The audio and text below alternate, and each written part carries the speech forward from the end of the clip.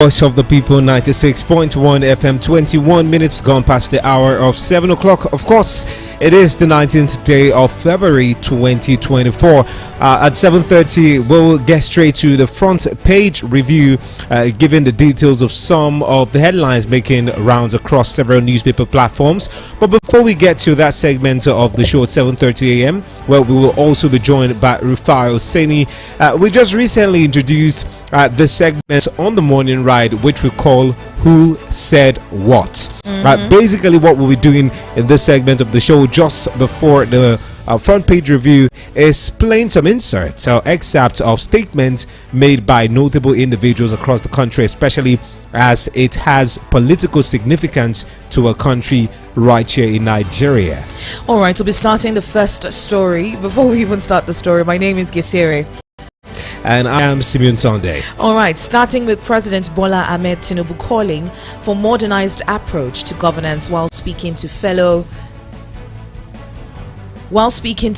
African leaders at the 37th ordinary session of the Assembly of the African Union in Addis Ababa, Ethiopia.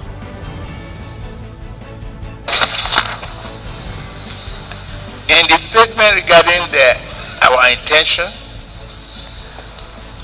yes, as chairman of ECOWAS, I will say emphatically here that we seek to harm no one. We seek to collaborate with those nations in transition. Yet,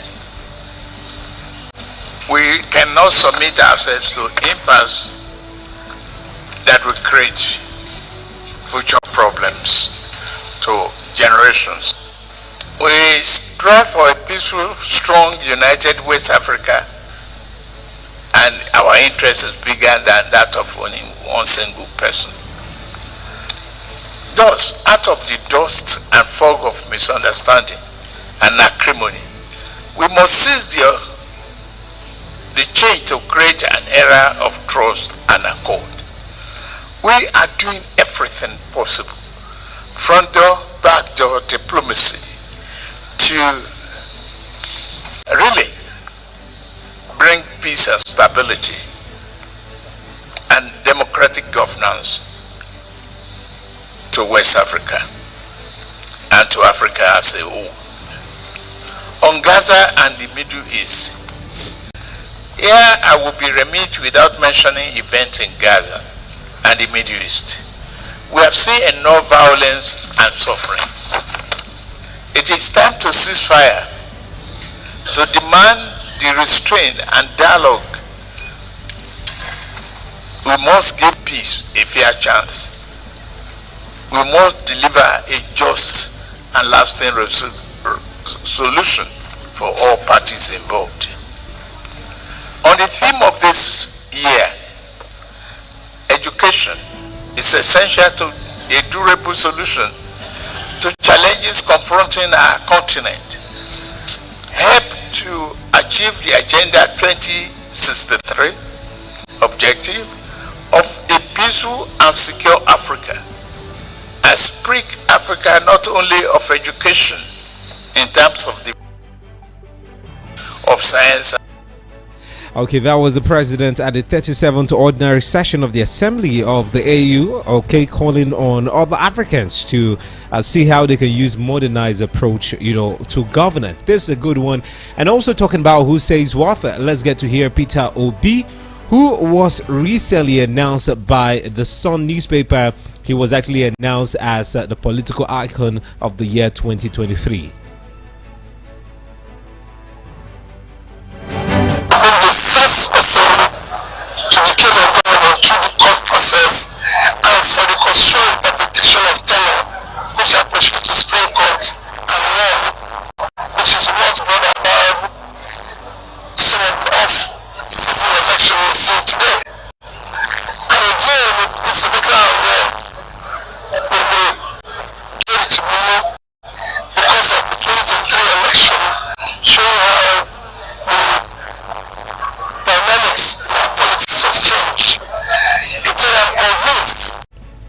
Of course, trust Peter Obi to always tell you about his antecedents and tell you all that happened in Anambra when he was governor, having been announced as the political icon of the year at the Sun Awards. And finally, on who said what, let's get to hear Deji Adeyanju on the political happenings in the country, especially with, the problem, or should I call it the drama, rocking the Labour Party.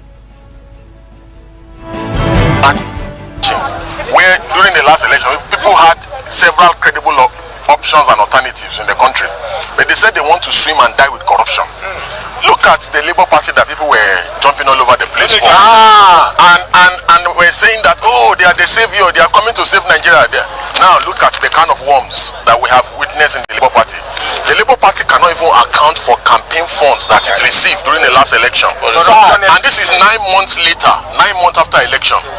The Aburi looter in the Labour Party headquarters, who has been alleged severally of corruption, has just been recently alleged by the treasurer that he stole 3.5 billion naira from the campaign fund.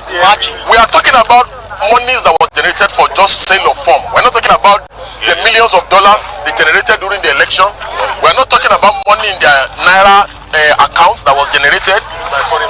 Yes, Obi has refused to come clean. You cannot fight corruption with corruption. That's number one. Secondly, it is also very important that we warn Nigerians about the Milocons of this world. We say they are not coming to do anything. These guys just came to have fun and to loot. Yes, when somebody tell you that it is his turn to do what? Nigeria did not ask. Turn to steal, turn to loot, and a man that says he will continue from where Buhari stopped. What were you expecting? He told you, Nigerians were warned. The man. All right. These are allegations against the president, and huge one from Deji Adeyanju. At this point in time, you just have to wonder, when Nigerians make statements, do they forget to back it up with facts? Because these kinds of allegations are allegations that might get you thrown in jail for whatever the DSS could come up with at this point in time. But hey, that's Who Said What on Voice of the People 96.1 FM. Simeon. Of course. In a bit, we get straight to front page review. Remember, Rufai Oseni will be joining us at 7:30 a.m., fleshing out some of the conversations we'll be having this morning right here on the show. And of course, at 8 o'clock, we'll also be reaching out to our in-house analyst, Larry Ogwegu, who's on standby also to discuss the headlines. And hey, if you're yet to follow us on social media, please do well to do that. And remember, we are live on YouTube at Voice of the People Abuja. Voice of the People is the YouTube page. Go there, follow our conversations. You missed out on other shows before now. Go there as well. Look at the archive and get to check them out. And of course, remember, you can also send us a message on WhatsApp or call us up via the studio number 0700 010 961 961 0700 010 961 961. We head straight to the front page review. Stay with us.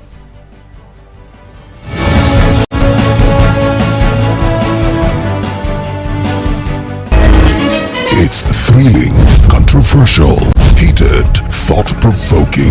Catch Rufai Oseni. Came here to misrepresent the facts today as regards subsidy removal. Kesire Aqua. Report was that $9 billion is lost yearly to illegal mining. And Simeon Sunday. If you know something of this nature is happening within your community, why didn't you raise an alarm? On the front page review, weekdays at 7:15 a.m. Now you have a voice.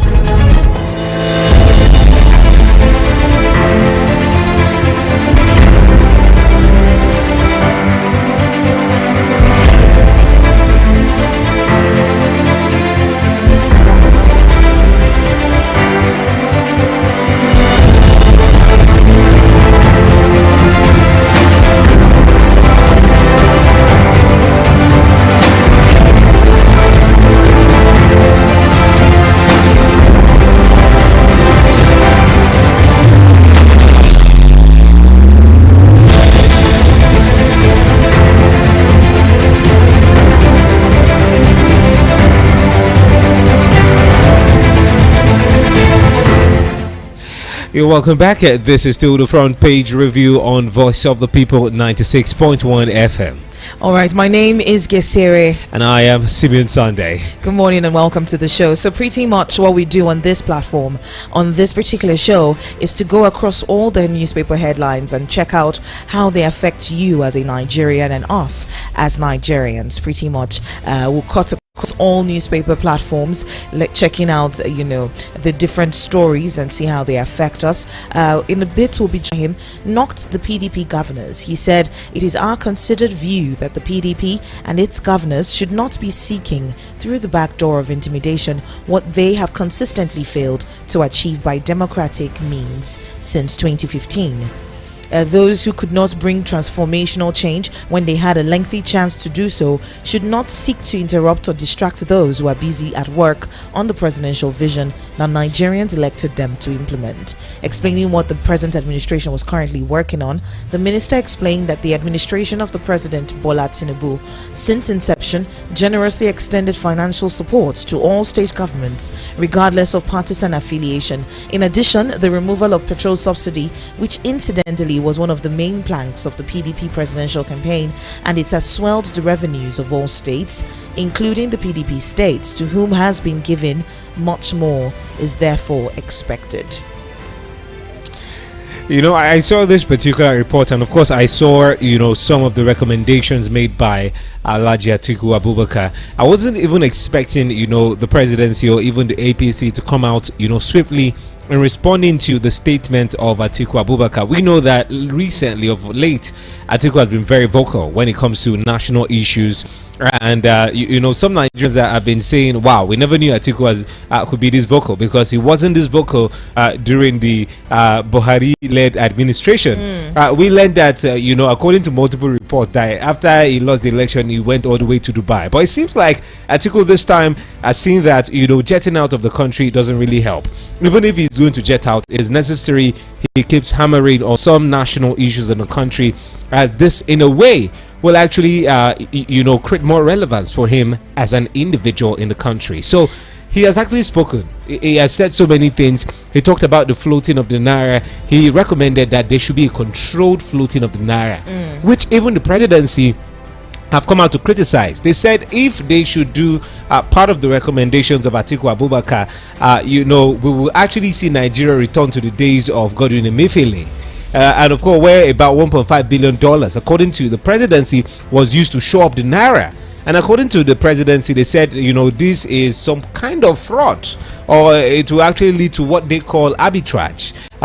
Basically, this is what they are saying. But it is necessary that the presidency, aside, taking criticism and giving rebuttal statement, it is also necessary that they take some of the recommendations made by some Nigerians, whether it's people of the opposition party or whether it's economists giving their own sense on what they think should happen in the country right now. So, but the presidency always lampooning Atiku Abubakar. I don't know if that is their own way of playing opposition with Atiku Abubakar. Aren't they tired of giving rebuttals? I mean, with every government, someone is going to talk. Someone will give, a statement, will make a statement or the other, or two, or three, or four statements. So, are you going to consistently give rebuttals all through your administration? I mean, it's the same thing that we saw play out with the Buhari's administration, where the opposition speaks and then you give a rebuttal and then you talk and talk and talk and talk. And instead of giving cogent solutions to the problems, you just play the blame game until you finally leave office. That's what we saw with the Buhari's administration. Is this very consistent with the APC? Is this what they do? Is this their MO, of running leadership? Because we saw that play out all through Buhari's administration. Anyway, this is a case of Onanuga versus, Atiku Abubakar, because it seems that Onanuga has made it his responsibility to always come for Atiku. And I think there is someone in Onanuga's team. For those who don't know Bayo Onanuga, he is the special advisor to the president on strategy as well as information. Looking at that, I think there's someone in Bayo Nanuga's team that's always on social media waiting for Atiku Abubakar to release statements so they can respond to it, because I don't know how he does it. Most times, even before we journalists have access to this information, Bayo Nanuga has already responded, and some of us actually get to know of what Atiku is saying because of Onanuga's statements. Before we now start looking, what did Atiku, what has he said again, or what is Onanuga responding again? But anyway, that is the way APC is playing the opposition this time in the country. All right, we're trying as much as we can to reach Rufai Saini, but while we're doing that, let's check out this headline here. It's talking about the cost of living and a series of protests that are about to go on, and the police warns against violence as Labour gives fresh condition. Police warn against violence as Labour gives fresh condition. Now, the police authorities have said that they would not condone any form of violence during the planned two-day demonstration declared by organised Labour in protest against the hardship and the high cost of living in the country. The police handed down the riot act on Sunday as the Nigeria Labour Congress gave fresh conditions ahead of the minimum wage negotiation commencing today. The police warning is coming against the backdrop of the alarm by the African Development Bank that rising prices of fuel and other commodities could lead to social unrest in Nigeria, Ethiopia, Angola, and Kenya. The AFDB sounded the warning in its macroeconomic performance and outlook for 2024, in which it projected Africa's economy to grow higher than 3.2% recorded in 2023. Now, the bank cautioned that an increase in fuel and commodity prices occasioned by the currency depreciation and subsidy removal in Nigeria, Angola, Kenya, Ethiopia, it could trigger internal conflicts. Now, there's a planned strike, there's a planned protest by Labour, and the police is warning that as much as they can, any form of violence during the planned two-day demonstration declared by Labour will not be tolerated at this point. Simeon, I mean, this is normal it is normal for the police to issue a warning to the Nigeria Labour Congress to ensure that whatever protests as within your rights, whatever protests you embark on, then you go ahead and make sure it is violent free, and that's what we're talking about, allowing Nigerians the right to a peaceful protest. Joe Ajero, over the weekend made, certain remarks. And part of the things he cleared, while addressing journalists was the 1 million naira, minimum wage drama that Nigerians were trying to stir up. And of course, I love what he said. He actually said, let's not, deviate from the main point he's trying to make. Nigerians and journalists were amplifying on what wasn't relevant at the time. And what is relevant to Joe Ajero and what is relevant to Nigerians is the fact that there is rising cost of living. Nigerians cannot even, be sure of 1 cube meal or 1 square meal or whatever we get to call it anymore. I told you over the weekend, I bought a mudu of gari for 1,000 naira. And this was something I bought a few days back for less than 700 naira for 1 mudu of gari. And in just 3 days, in less than 72 hours, we've seen the price of goods, skyrocketed. A kilo of meat used to sell for 3,500. As had over the weekend when I went to the market, they told me it's 6,000 naira. When you see the figures, this is almost 100% increment from what it was previously. That is to show that Nigerians are going through a lot at this moment. And the concern for Nigerians shouldn't even be who is in power or who is being paid 1 million naira. The concerns for Nigerians should be, what is the government doing to avert all of this problem? Because the truth is, whether we like it or not, sometimes let's call it spade a spade. We are seeing crisis coming if Nigerians are not careful, if the government doesn't handle this properly. Just a week ago, we saw the protests in Niger State. We saw the protests in Kano State. There was a protest in Ibadan. Lagos, there was a protest just last week.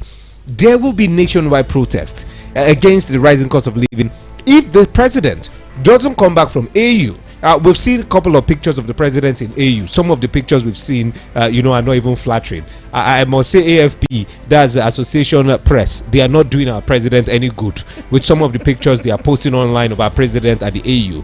It has raised a lot of questions as well. But that's not the point I'm trying to make. The point I'm trying to make is, if the president doesn't come back from Addis Ababa, come to Nigeria and do an official public broadcast to Nigerians, telling us some of the things he's doing at the moment, because the silence is so loud that the president haven't said anything. He's quiet. You only get to hear Bayo Onanuga insult the PDP and the Labour Party, or during Galale making statements that is not even relevant to the average Nigerian. It is necessary at this point that wherever the president is, he makes a public broadcast to Nigerians, also making us understand that he feels our pain, and these are what I am putting in place to address some of the challenges. Because if this is not done, we see massive protests across the country. I'm not the prophet of doom. I'm not predicting. I'm not one of those sponsoring the protest, but we've seen it play out already. Simeon, the president, before he traveled, had a meeting. He had an emergency meeting on food security and how it affects Nigerians and all of that. What if at that meeting he gave directive to each of the different all the different heads that are involved in food security, every single individual, whether it's the security agencies, whether it's agriculture, whether it's Minister of Information, every single one of them came together to have that meeting, and the president has given the directive that he needs to give. What more do you want the president to do? Is his presence absolutely needed? Is his presence, physical presence, absolutely needed? If he's giving out orders to different individuals to do their jobs, why then do we need the president to be on seat every single time? Does that not say, okay, these individuals that you even put in place are not the ones for the job, if somebody has to always supervise? If I ask you, let me ask you a question. When President Tinubu was sworn in, when he had meeting with the ministers and of course the governors, what was the statement? He said, Shebi, we were clamoring for this power. Now we have had it. Nigerians are expecting us to deliver. Oh yeah, let's get to work. That was what he said in his own words. I wish I could actually get an excerpt. I can actually get an excerpt of him making that statement and playing it for us here so we get to listen to it. What it means that get to work. We want to see you work. We don't want to hear your spokespersons or people speak. We did not vote for this spokesperson. Those spokespersons were appointed by you, by the president. We voted in you, President Bola Ahmed Tinubu. You are the one we want to hear from. You are the one we want to speak to directly to us. So we understand that you feel our pains and our pulse as Nigerians, because the incessant travel. Just 2 weeks ago, he was in Paris for a private visit. We didn't get to hear so much from him. He came back, and again, he's off to Addis Ababa. Let him come back to the country. Let him address Nigerians. Nigerians want to hear him speak. Not just speak, we want him to prefer solutions to our common problem as a country. And not enough of all of this. Away from that, we have Mr. Larry Oguego on the phone this morning. Hello. Good morning. Yeah, good morning, Jesse. How are you doing this morning? We're doing great. Good morning to you, Larry. Great to have you on the show. Yeah, Sunday, good morning. All right. Over the weekend, we saw a clamor by the PDP asking the APC to resign, to leave office. At this point in time, is it time for calling for the president's head at this point? I think they are doing what they are expected to do. They are the opposition party. They are actually giving back to Mr. President what they gave to Jonathan when they were handing him to leave office. The truth is that things are bad, very bad. And like I've always said, Mr. President and his team knew how bad Nigeria was when they were aspiring to take over. So I don't really subscribe to this idea that, Buhari messed it up, this person didn't do that. I mean, you knew all that before you said you were going to fix it. And then here we are. It's not only that it's not being fixed, it's getting worse. So they are doing what they ought to do. We know that he's not going to resign.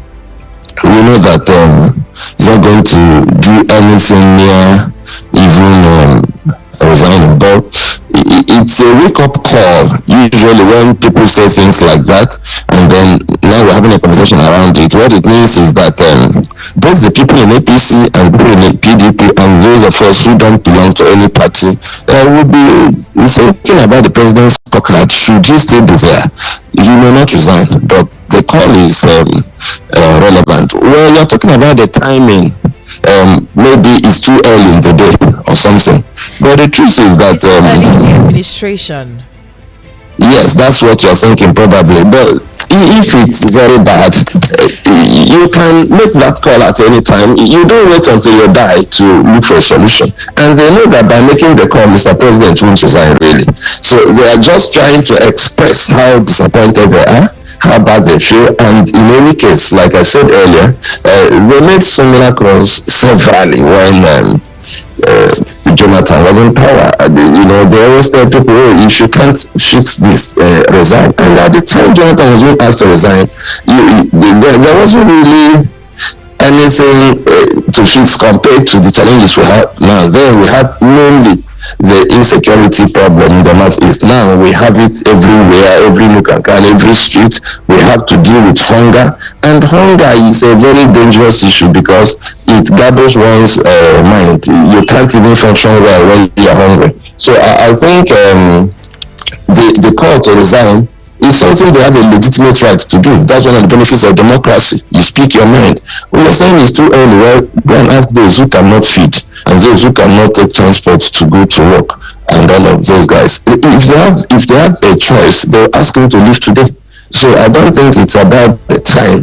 It's about the circumstances, especially when we don't really know what is happening. It's an emergency situation almost on all fronts. And I guess Mr. President doesn't seem to understand what the people are feeling. We live in a country where our politicians are largely detached from the people. They don't buy petrol at the filling stations.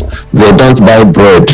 They don't pay school fees. They don't spend money on anything. So they don't really know the pain we feel. They just sit down and eat food. They have different options like food buffet. They don't know the cost of rice. They don't know the cost of beans. They don't know where you buy them or how you buy them. They don't go to filling stations at all. So they don't see the queue when there's a queue. And that's one of the challenges we have. I didn't say our presidents, our political elites, all of them. They don't go to anywhere. They just carry the tinted vehicles to the stations and fill the tank at our expense and return it to them. They buy food at our expense and put it on their table. They buy even toiletries at our expense and put it on their table. So if you're screaming that things are bad and hard, they don't even understand what you're saying because they don't interact with the market.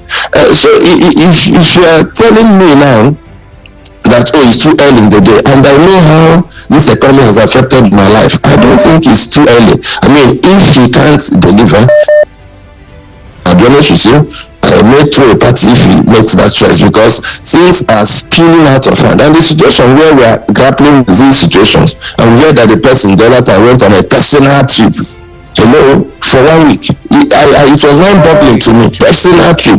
But in other climes, in places like the United States, when certain things happen, presidents cut short their legitimate holiday and fly back.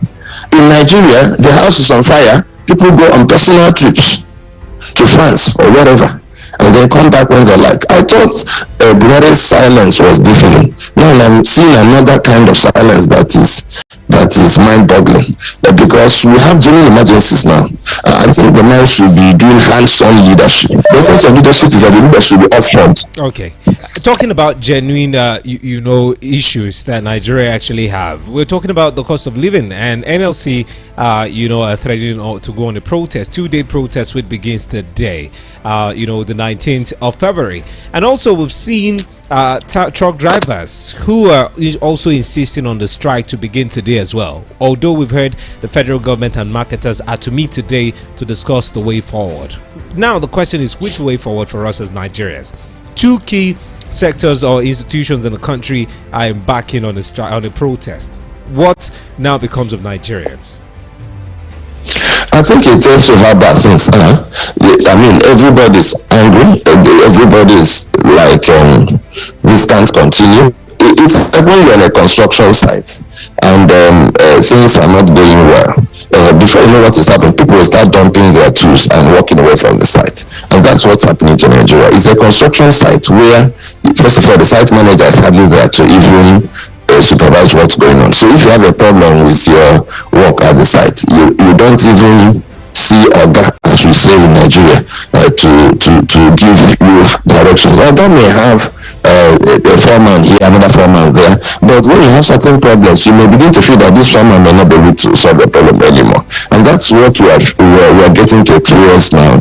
The Labour Congress, they are just tired of promises that are not met. And then when they threaten to go on strike, like now, they just drop something for ASU. So when you threaten to go on strike, they look for palliative, something to give you to what they do, and they call it a negotiation table, and the judge will start again. And then when the tanker driver decide that, we are going to go on strike, I saw some queues all over the place yesterday. People are panicking, and these things add to the pressure we have to live with. You are wondering about how to put food on the table. Then you hear this rumor that they will go on strike, so the price of fuel may still jump, and then people are running all over the place trying to get some fuel in some parts of Nigeria because of this impending strike by tanker driver. So we are in a situation where we have to really sit down and ask ourselves, how do we get out of this? Unfortunately, while we discuss, the people who are supposed to lead us out of it are not even listening. If they're listening, they are not responding. Okay. It's hard. We just hope that they respond to Nigerians. Larry, let's just hold you for a bit. We'll be back with you in just a couple of minutes. Just stay with us, please. Okay, this is still the front page review right here on Voice of the People 96.1 FM. Of course, we're still talking about some of the headlines making the rounds across several newspaper platforms. We've talked about the headline on The Punch as well as on Daily Trust. Quickly, let's get to Rufai Hosseini this morning for as brief as we can. Good morning to you, Rufai. For the life of me, guys, I've been calling you guys, but I mean, you guys didn't pick up, so now I saw your own missed call. What do you want to comment on as well? But please, let's have a fixed time, guys, at which you call me so that we know about that fixed time, please. Okay. It's important. You call me 7:30, let it be 7:30. Okay. Make sure you'll be here and we'll be there, please. Okay, thank you. So quickly, let's hear your thoughts on Akpabio. Akpabio actually said, Emefiele left the economy in terrible shape, and right now the federal government doesn't even know what to charge. So let me respond. Let me respond to that quickly.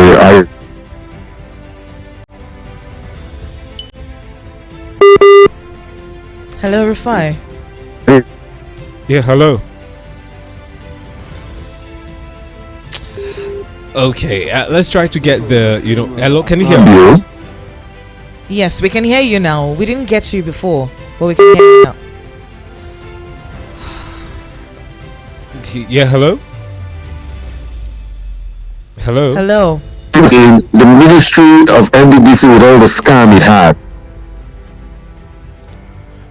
Oh my, you know what, let's try to reach you via, regular call, and let's see if it will go through. Because we can barely hear you, and we really want to hear your take on this particular headline.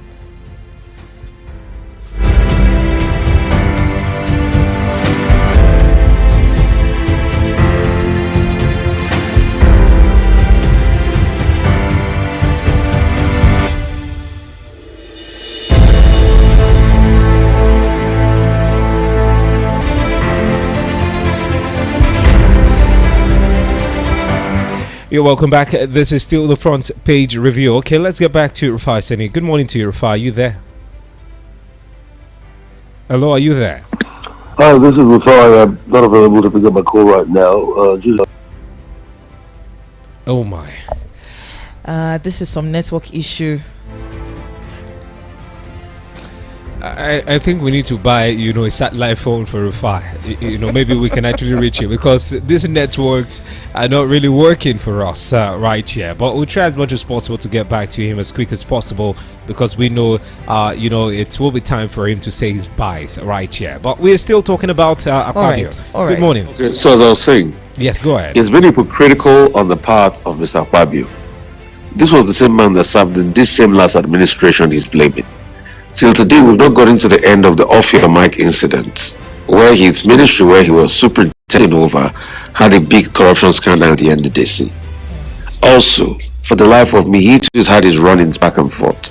Maybe after he properly tells us what happened in his own ministry in the last administration, then we can take him seriously. And concerning the case of Emefiele, the case is in court already. I think it's reckless for him to say we don't even know what to charge him for. So are you saying the prosecutors are not doing a good job? So I think leaders should just learn to have some level of decorum and decency when they speak in the public sphere.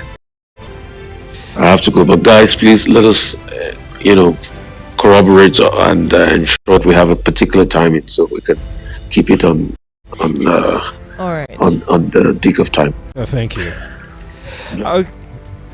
Okay, do have a great day as well. Okay, let's get back to Larry Ogwego as quick as possible. But we'll pay some bills first. Let's pay some bills first.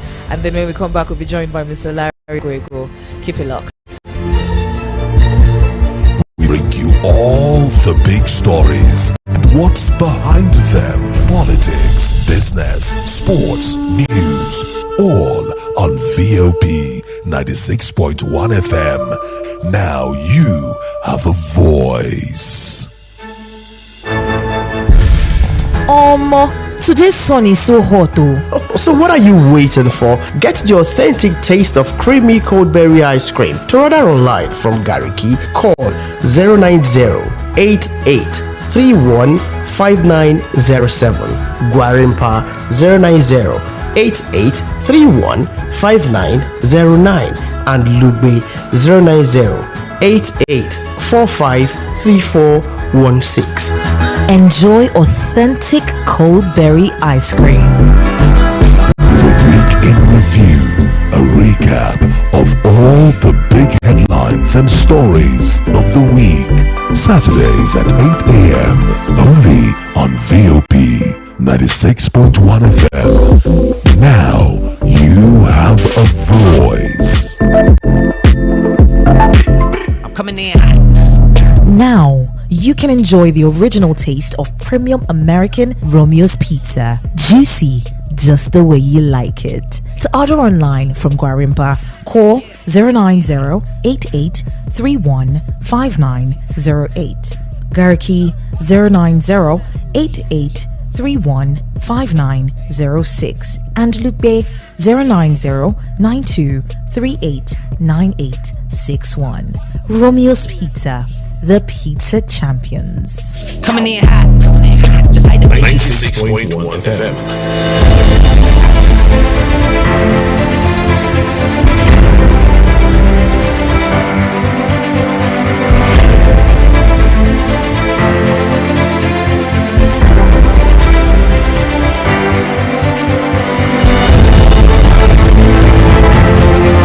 You're welcome back. This is the front page review right here on Voice of the People 96.1 FM at 8 o'clock on the dot. Still the 19th of February 2024. We're going through some of the headlines for today right here on the show. And of course, we've touched on a couple of them.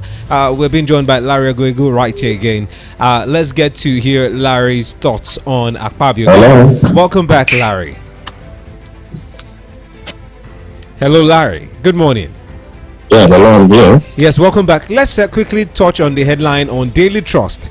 On Daily Trust, Akpabio is quoted saying that we do not know what to charge him, with. In other words, he's referring to the suspended CBN governor, Godwin Emefiele. And of course, a lot of Nigerians have actually said, is this not ironic that Akpabio is the one making this particular statement? Because in July 2020, the Niger, then when he was the Niger Delta minister, he appeared before the House of Reps on Niger Delta to account for 81.5 billion naira that was spent in his ministry between the month of January and July 2020. Of course, that was, the era of Honorable Minister off your mic. So, looking at what is playing out, does, Akpabio have the local standard for those who understand law to make such remarks about Godwin Emefiele? That's the question we are asking. Maybe does he have the moral standing, the moral right to be casting stones when he's living in a glass house? That's what you're saying essentially. Exactly. Of course, the reply is obvious. The truth is that we have a problem here. When it's my corruption, it's not corruption. When it's my misappropriation, like we call it, it's not a problem. When it's my stealing, it's not a problem. But when it's your corruption, it's a problem. When it's your misappropriation, it's a problem. Most of the time, we have selective memory. When our politicians do something wrong, they don't really realize that they just did something wrong. But when some other person does the same thing, it becomes a huge problem. I think also that sometimes, with all due respect, sometimes Akpabio talks maybe before he thinks. That is my opinion. He likes talking, and sometimes he doesn't sit down to process the words. But I think we need to get to that point where our politicians should generally be above board, and they shouldn't assume that when some other person does something it's wrong, but when they do the same thing, it doesn't matter. And another issue that comes to mind is why is it that our political players, the major political players, always want to be in power and in the right political party? I think it's also because when they are in power in the right political party, they have protection. They have positions that protect them. So when you are an Akpabio, for instance, and you're a Senate president, for instance, your sins are temporarily forgiven. All issues concerning your challenges with the law or possible investigation, all of that will be forgotten, at least temporarily. Then you can now have the capacity to speak about other persons who may have done the same thing with it. So I think we need to also begin to ask ourselves, must we recycle politicians even when they have the kind of baggages we don't want? That's a question Nigerians must begin to answer. We have great minds, brilliant young people, middle-aged people who can fill some of these positions, but these guys insist on recycling themselves when they have not delivered for the past 2 decades plus. I think we have to begin to think about this particular question of recycling materials that don't seem to be helping us. Mr. Larry, at this point in time, you're talking about the fact that we have well-meaning Nigerians who can do the job. At this point, are they within the political sphere? Because it's people that are in the political sphere, according to our constitution, that we can vote for eventually, right? And do they even have the kind of influence that some of these individuals are? We know the kind of politics that we play in Nigeria. Everyone has seen that it is a godfather kind of politics, and we can't take that out of politics. Not even only in Nigeria, in the world, you need someone higher up to say, you know what, to endorse this particular candidate for others to follow. And that's just how the politics of the world plays, right? So do we have individuals who are even within the political system, first of all? Well, I dare say that we don't have to be necessarily within the political system to provide solutions. There are two kinds of positions that largely influence the political space. We have the positions that you can occupy through elections, and then we have positions you can occupy through appointments. When the Ngozi Okonjo-Iwealas came, they didn't contest any election, but they changed the narrative. I think the challenge we have is that we have become so cheap in terms of political patronage that we play politics with even the most critical of positions, the most important positions. There is a place for hiring people who are competent to rescue us from this situation, to do certain jobs. The president has the power to appoint anybody that is qualified as minister. The person must not be a card-carrying politician. Unfortunately, in this administration particularly, the name of the game is patronage. And that is why we are suffering. So if we are talking about contesting elections, yes, you must have a party platform, at least until we have independent candidates. You must have a party platform. But when it comes to appointment of ministers, who are actually the CEO of the CEOs of their respective ministries and should be able to drive leadership in those ministries, you don't have to be a politician. So if we have leaders who understand how critical the situation of Nigeria is, then we won't be talking about this at this time. It's like when you are very, very sick. Like if I am very sick personally, I don't think about the tribe of the medical professional or the person's religious leaning. If they say is this consultant that can fix my problem, naturally I go there. I won't wait a second. And Nigeria is terribly sick. At this time, we should be looking for the best doctors. We shouldn't be asking whether they are in the party or not, or they are living in Nigeria or abroad and all of that. We need to get to that point where we engage the most qualified professionals to manage the critical sectors of our life and the economy. So I don't have to be an active politician to help Nigeria at this time. It's just that our politicians seems to have cornered everything. That's for them. Everything is about patronage and reward. And until they understand that it's not about patronage and reward, it's about fixing Nigeria, we may still keep having these conversations. The truth is that the president must begin to ask this question: who is the best qualified person, for instance, to fix our agricultural and food problem? Who is the most qualified person to fix our power problem? Which, I mean, it should be like, who do I hire to do this job? It's not about who do I reward with this position. There are two different questions. And the second question will always take us deeper into the hole, while the first question will bring us out of the hole. All right, still looking at the headlines, we're moving on to another story. It's talking about the National Population Commission, NPC, disclosing plans to digitize the registration of birth and death and every other vital civil information in the country. Mr. Larry, are we due for digitization at this point in time, especially as it comes to death and birth and all that? It's something we should have started long ago, but at least there should be a transition process. You know, we have two kinds of communities in Nigeria. We have the rural communities where it may be difficult to manage digitization, but also have the urban communities. I think what we should do is to have our platforms that can digitize all of this information. But in the rural areas, we should have a means of manually harvesting information, for instance, of birth and death, and then uploading on the digital platforms. But in the cities, these things can be done straight up, I mean, from the hospitals and all that. In fact, Nigeria is one country where we don't even capture neither the births nor the deaths. There are very few births that are captured in Nigeria at the point of birth.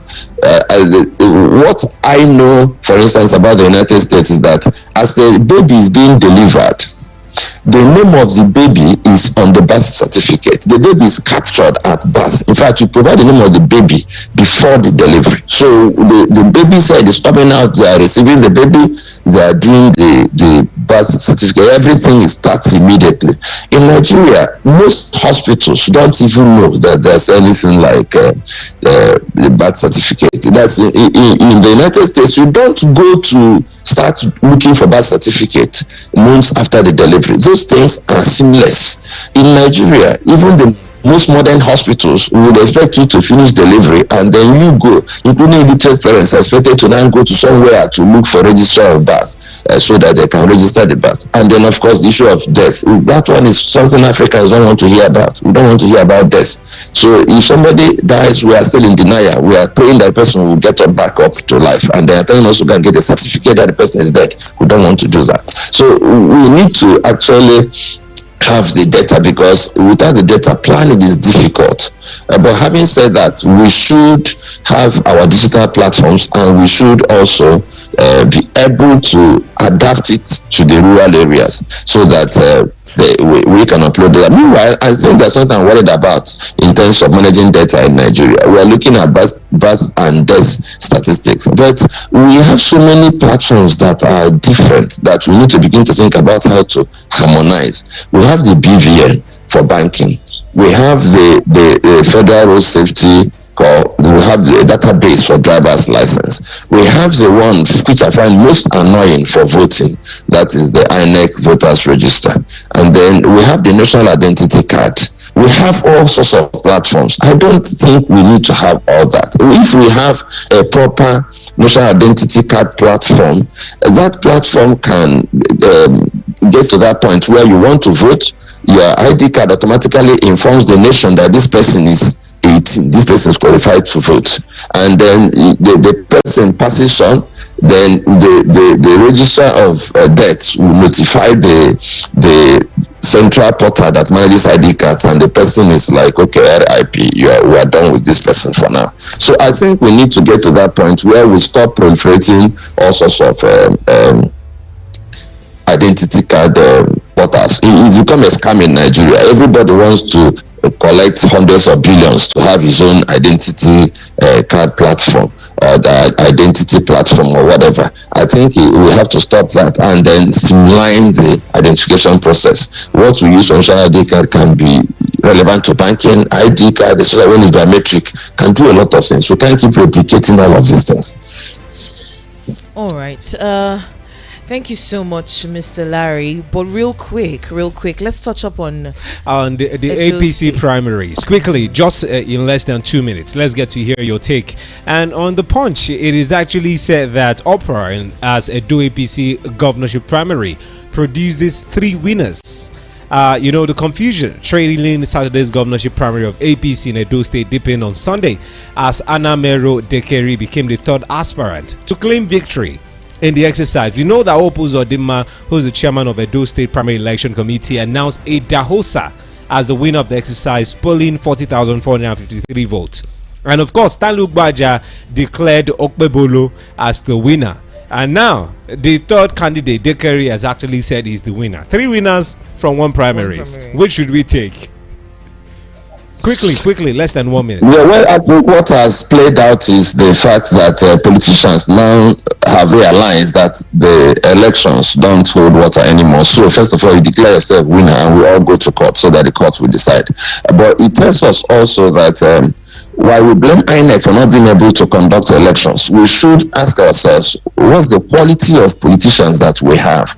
They cannot conduct internal party primaries, that they can't conduct simple elections to decide who they will field for elections. And it tells you that the habit of rigging elections and announcing results that are not verified has eaten deep into the political structure of most Nigerian systems. Okay, look at it this way.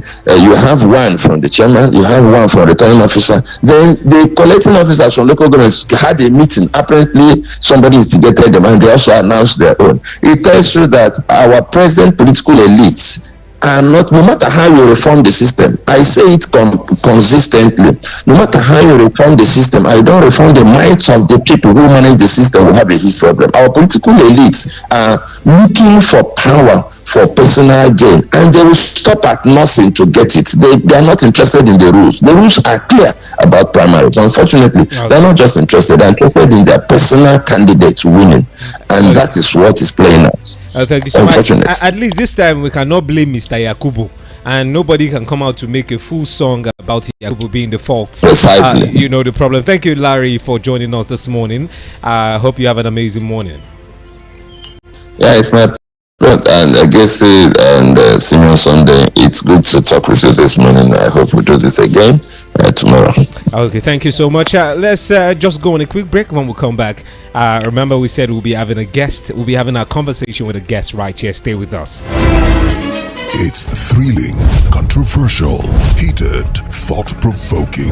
Catch Rufai Oseni. Came here to misrepresent the facts today as regards subsidy removal. Kesire Aqua. Report was that $9 billion is lost yearly to illegal mining. And Simeon Sunday. If you know